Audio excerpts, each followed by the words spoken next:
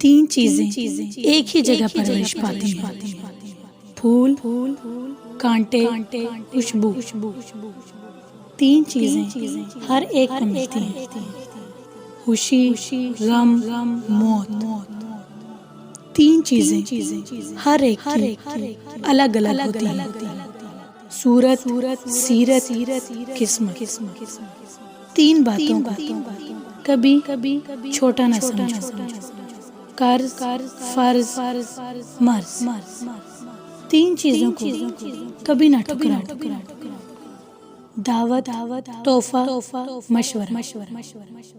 तीन चीजों को हर कोई अपना ले, सब्र, रिज़्क, शुक्र।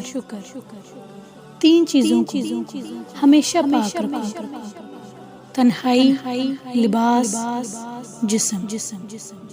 तीन चीजों को हमेशा याद रखो, नेमत, एहसान, मौत।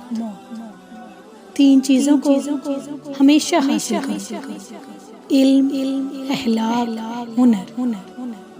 तीन चीजों से परहेज करो, हसद, गीबत, चुगलखोरी।